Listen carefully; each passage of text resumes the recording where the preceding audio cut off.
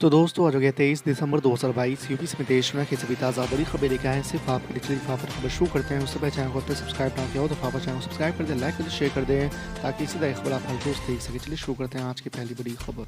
कर्नाटक के मुख्यमंत्री बसवराज बोम्मई ने बृहस्पतिवार को शिवसेना नेता संजय रावत की कटु आलोचना करते हुए उन्हें देशद्रोही बता दिया है। मुख्यमंत्री बोम्मई संजय रावत के उस बयान को लेकर नाराज है जिसमें शिवसेना नेता ने कहा था कि जैसे चीन भारत में घुसा था वो भी कर्नाटक में वैसे ही घुसेंगे। बोम्मई ने उस भड़काऊ बयान के लिए संजय रावत के खिलाफ कानूनी कार्रवाई करने की भी चेतावनी दी है। चीन समेत कई देशों में कोरोना वायरस के बढ़ते मामलों को लेकर केंद्र सरकार हरकत में आ गई है। गुरुवार को केंद्रीय स्वास्थ्य मंत्रालय ने कई बड़े फैसले लिए हैं। केंद्रीय स्वास्थ्य सचिव राजेश भूषण की ओर से जारी आदेश के मुताबिक अब भारत पहुंचने वाली उड़ानों के कुल यात्रियों के 2% लोगों की एयरपोर्ट पर ही टेस्टिंग की जाएगी। पश्चिम बंगाल में ममता बनर्जी की सरकार ने महात्मा गांधी राष्ट्रीय ग्रामीण रोजगार गारंटी योजना में कथित भ्रष्टाचार के लिए केंद्र द्वारा खिंचाई किए जाने के बाद गलत तरीके से बांटी गई मजदूरी के लगभग 52.3 लाख रुपए की वसूली की है। ये प्रधानमंत्री आवास योजना में बड़े पैमाने पर अनियमितताओं की रिपोर्ट के मद्देनजर आया है। बनते ही बिखरने लगी गुलाम नबी आजाद की पार्टी। जी आपको बता दें कि जम्मू कश्मीर के पूर्व मुख्यमंत्री गुलाम नबी आजाद की पार्टी बनते ही बिखरने लगी है। आजाद ने गुरुवार को पूर्व मंत्री ताराचंद सहित 3 सीनियर नेताओं को बाहर का रास्ता दिखाया है। रिपोर्टों के मुताबिक गुलाम नबी आज़ाद ने अपनी डेमोक्रेटिक आज़ाद पार्टी से जिन नेताओं को निकाला गया है उनमें पूर्व मंत्री ताराचंद, मनोहर लाल और पूर्व विधायक बलवान सिंह शामिल हैं। प्रधानमंत्री नरेंद्र मोदी ने चीन और अमेरिका सहित विश्व के कई देशों में कोरोना संक्रमण के बढ़ते मामलों के मद्देनजर गुरुवार को एक हाई लेवल बैठक की और देश में कोविड-19 की ताज़ा स्थिति की समीक्षा की। प्रधानमंत्री कार्यालय की ओर से जारी एक बयान के मुताबिक पीएम मोदी ने अधिकारियों से किसी भी तरह की लापरवाही न बरतने को लेकर आगाह किया है और कोरोना मामले की कड़ी निगरानी की भी सलाह दी है। केंद्रीय मंत्री पीयूष गोयल ने राज्यसभा में बिहार को लेकर की गई अपनी एक टिप्पणी वापस ले ली है और उस पर खेद भी जताया है। उन्होंने कहा है कि मेरा ऐसा कोई इरादा नहीं था कि किसी के राज्य के बारे में गलत बोला जाए।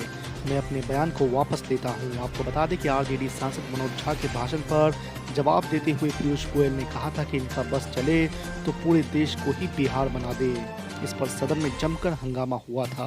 भारत जोड़ो यात्रा के निलंबन को लेकर केंद्रीय स्वास्थ्य मंत्री मनसुख मांडविया द्वारा लिखे गए पत्र पर राहुल गांधी ने भाजपा सरकार पर निशाना साधा है। राहुल गांधी ने कहा है कि भाजपा भारत की सच्चाई से डरी हुई है और भारत जोड़ो यात्रा को रोकने के बहाने के रूप में कोविड का इस्तेमाल कर रही है।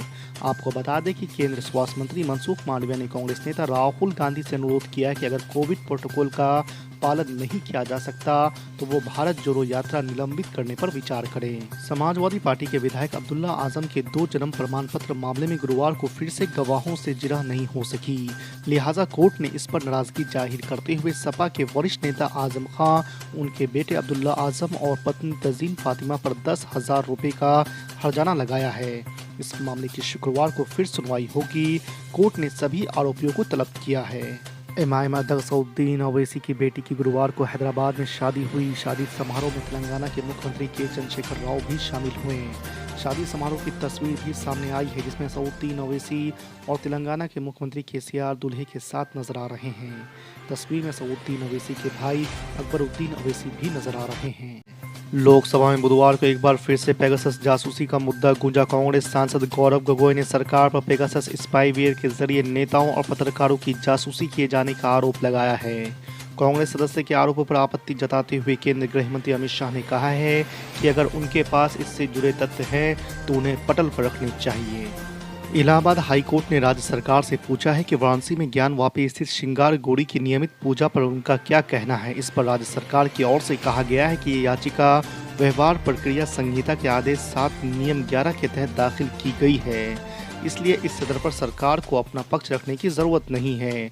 यदि कोर्ट कोई आदेश करेगा तो उस बिंदु पर सरकार स्पष्टीकरण दे सकती है। उत्तर प्रदेश की योगी सरकार पर निवेश के नाम पर जनता को गुमराह करने का आरोप लगाते हुए समाजवादी पार्टी के अध्यक्ष अखिलेश यादव ने दावा किया है कि मंत्रियों और अधिकारियों की विदेश यात्रा के दौरान सिर्फ कागजी MOU ही बटोरे जा सके हैं। अखिलेश यादव ने बुधवार को जारी बयान में कहा है कि भाजपा सरकार निवेश के नाम पर किसानों को मूर्ख बना रही है। उन्होंने कहा कि भाजपा ने 2022 तक किसानों की आय दुगनी करने का वादा किया था, उस वादे का क्या हुआ। बिहार में जेडीयू के प्रदेश उपाध्यक्ष संजय सिंह ने सांसद सुशील मोदी से सवाल किया है कि आप साफ साफ क्यों नहीं कहते हैं कि भाजपा शराबबंदी के पक्ष में नहीं है। संजय सिंह ने कहा कि सुशील मोदी जितनी भी दलील दे रहे हैं वह इस कानून के खिलाफ है। ऐसे में वो और उनके नेता साफ तौर पर ये कह दें कि शराबबंदी गलत है, आप लोग उसके पक्ष में नहीं हैं। अमेरिका और चीन में कोरोना के बढ़ते मामलों के बाद केंद्र सरकार ने नई एडवाइजरी जारी की है। साथ ही केंद्रीय स्वास्थ्य मंत्री डॉक्टर मनसुख मांडविया ने देश में कोविड-19 स्थिति पर आज वरिष्ठ अधिकारियों और विशेषज्ञों के साथ बैठक करेंगे। इस बीच बिहार के मुख्यमंत्री नीतीश कुमार ने कहा है कि कोरोना को लेकर हम लोग अभी भी सक्रिय हैं, इसकी जांच हम लोगों ने बंद नहीं की है। बिहार के मुख्यमंत्री नीतीश कुमार ने ऑल इंडिया मजलिस इत्तेहादुल मुस्लिमीन से सतर्क रहने की नसीहत दी है। इसके बाद इतना तय माना जा रहा है कि एमआईएम के चुनावों में मिल रहे समर्थन से महागठबंधन न केवल चिंतित है बल्कि इसकी काट ढूंढने में भी जुटी हुई है। वैसे एमआईएम की काट ढूंढने में महागठबंधन के नेता कितने सफल होंगे ये तो आने वाले समय बताएगा, लेकिन जानकार कहते हैं कि इसमें कोई शक नहीं है कि एमआईएम महागठबंधन के लिए एक चुनौती है। अमेठी के सांसद और केंद्रीय मंत्री स्मृति ईरानी को लेकर दिए अपने बयान पर कांग्रेस नेता अजय राय घिर गए हैं। यही नहीं, यूपी के अपने प्रांतीय अध्यक्ष के बयान पर कांग्रेस भी घिरती दिख रही है। अजय राय ने सोमवार को अमेठी का जिक्र करते हुए कहा था कि ये सीट तो गांधी परिवार की है और हम चाहेंगे कि राहुल गांधी यहां से फिर चुनाव लड़े। इससे आगे उन्होंने कहा था कि स्मृति ईरानी तो बाहरी है, वो अमेठी में कोई काम नहीं करती है और लटके झटके देकर चली जाती है। उनकी इसी टिप्पणी को लेकर बवाल मच गया है। स्मृति ईरानी ने इस पर सीधे गांधी परिवार और राहुल गांधी पर ही हमला बोल दिया है। मध्य प्रदेश विधानसभा अध्यक्ष गिरीश गौतम ने कांग्रेस के अविश्वास प्रस्ताव को स्वीकार कर लिया है। अधिकारियों ने बताया कि बुधवार को इस पर चर्चा कराई जाएगी। साल 2011 के बाद से मुख्यमंत्री शिवराज सिंह चौहान के खिलाफ इस तरह का यह पहला अविश्वास प्रस्ताव है। इस अविश्वास प्रस्ताव को लेकर कांग्रेस ने बड़ी तैयारी की है।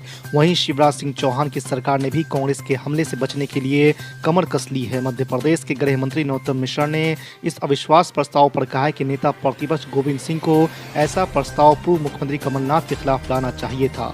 दिल्ली के उपराज्यपाल वीके सक्सेना ने आम आदमी पार्टी से 97 करोड़ रुपए वसूलने के आदेश दिए हैं। इसके बाद भारतीय जनता पार्टी ने अब आम आदमी पार्टी को निशाने पर लिया है। आपको बता दें कि दिल्ली विधानसभा में नेता प्रतिपक्ष रामवीर सिंह बिदोड़ी ने आरोप लगाया कि ये सरकार का विज्ञापन घोटाला है।